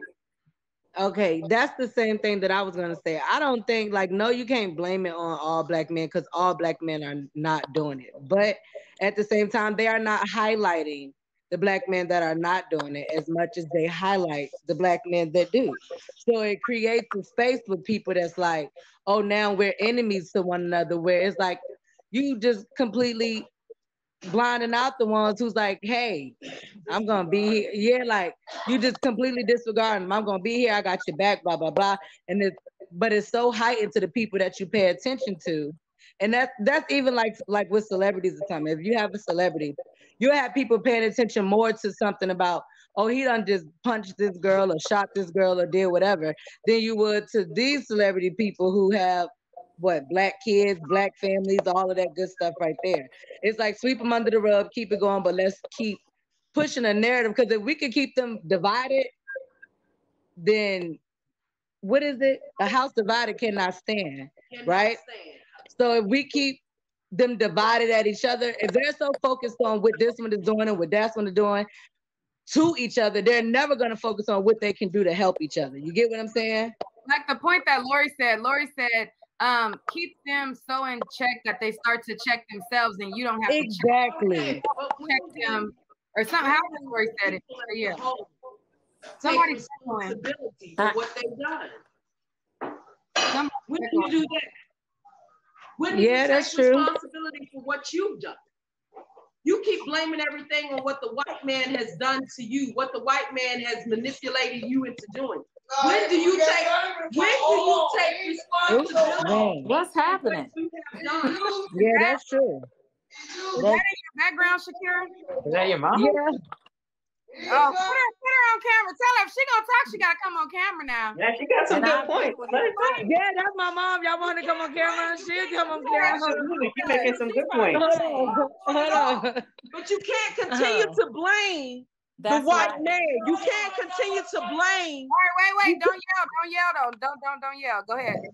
You cannot continue to blame the white man. You can't continue to blame this light-skinned person or this red bone. You have to accept, you have to take accountability for what you've done as a whole. As a whole, we as a people, as Nubian people, as people with melatonin, as people of color, have accepted the fact that we're the only race of people that will invite any other race into the picnic.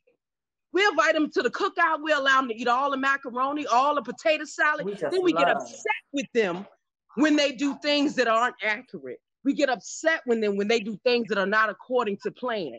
You can't continue to do that. Take accountability. You have to be accountable for what you do.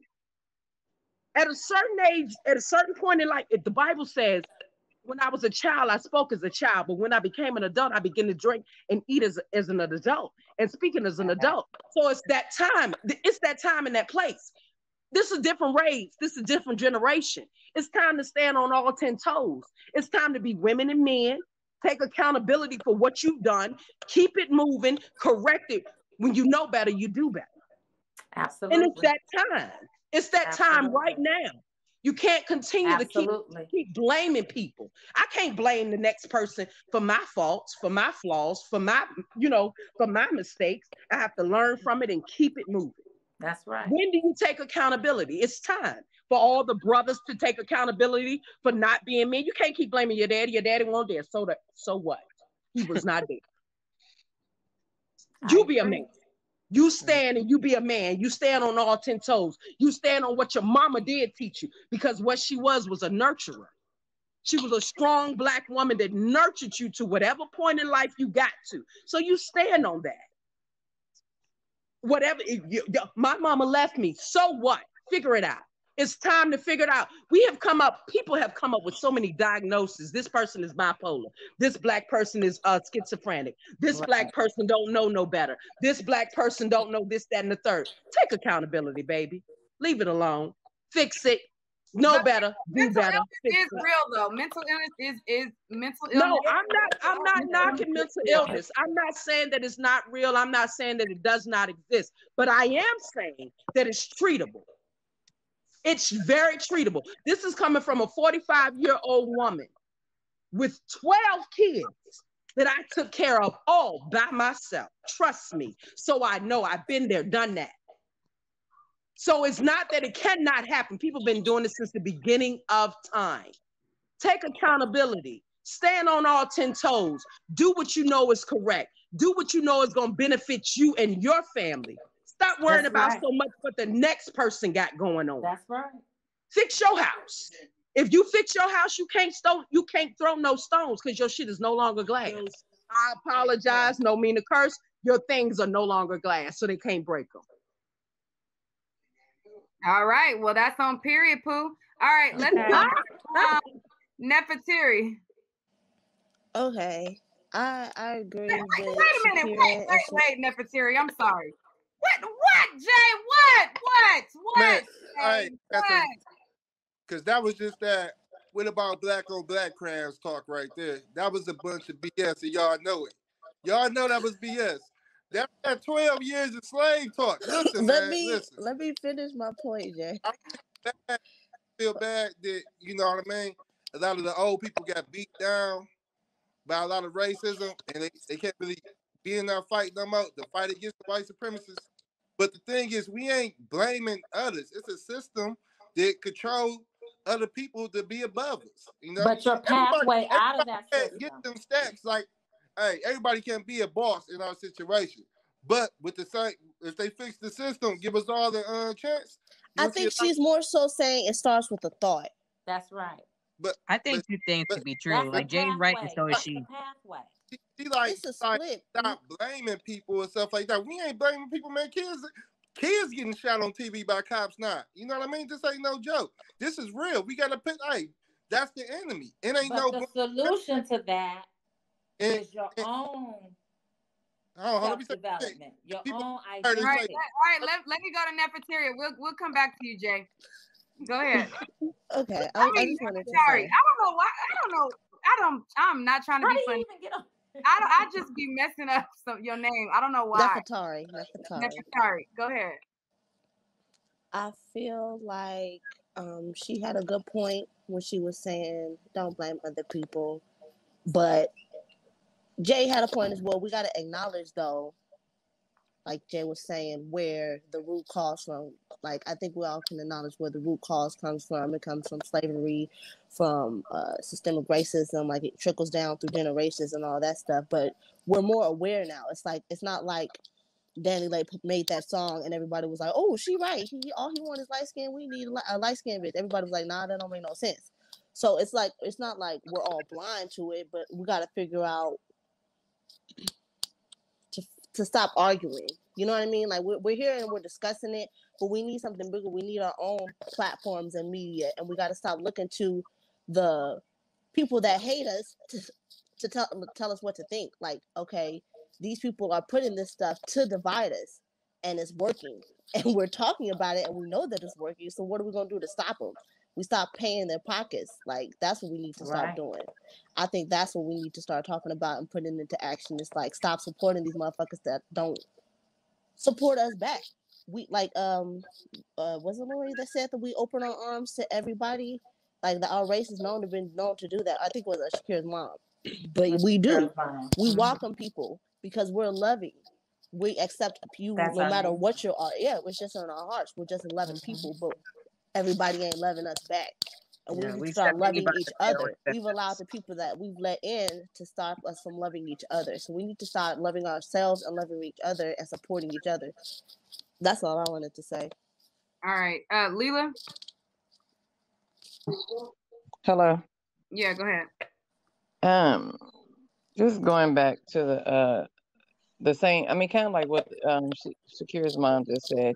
My cousin made a post today that says something in reference to, not blaming, like what he has to go through in life just on white people. Like, he made the choices on a lot of things that he's done in his life to keep him in the spot that he's in.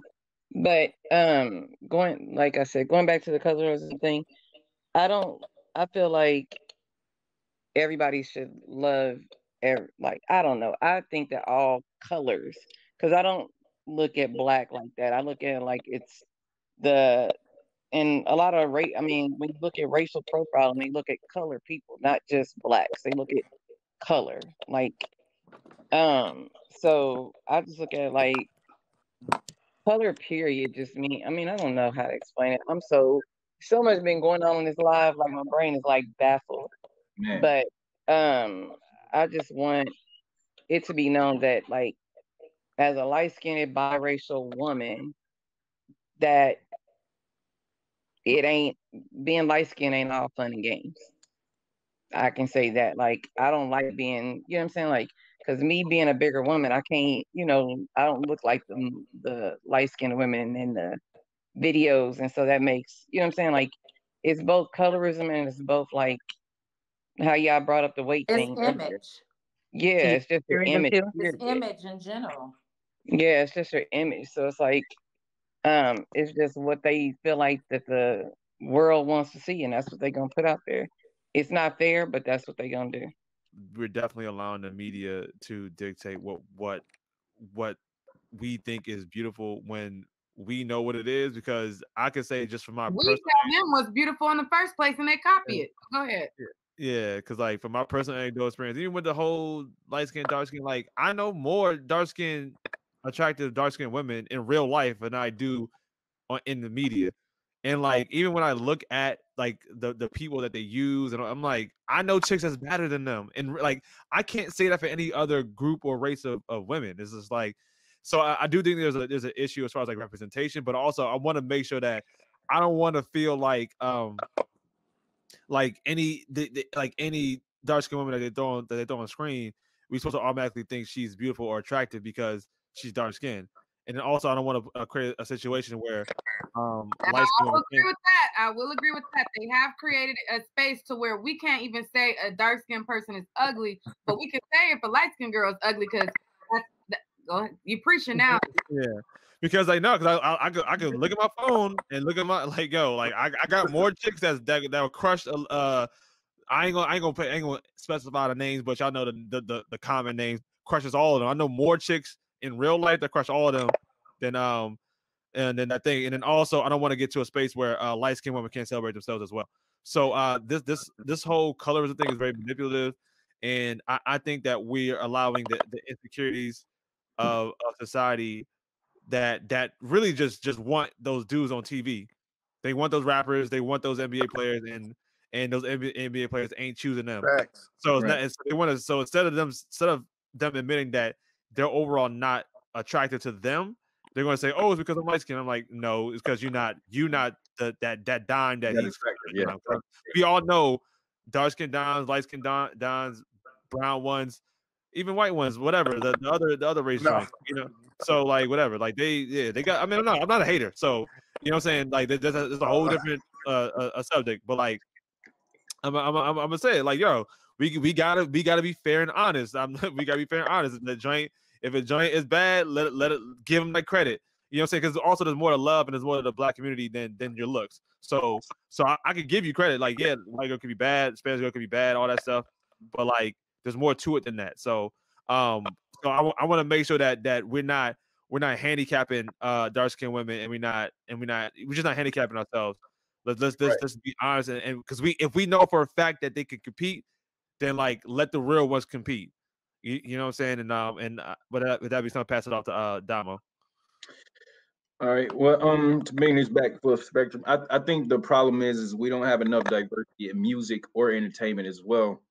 Back in the '90s, we had the conscious rap, we had the Tupacs that was uplifting, we had we had all these other rap groups that was uplifting black people and black women as well. But now today, all we have is ratchet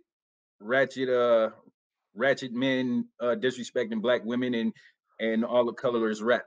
So if we went back to that, but we know the media don't promote that because that's not what's entertaining to white media or around the country right now. So if we get back to the conscious rap and the different diversities in music, I think we'll feel better off about ourselves.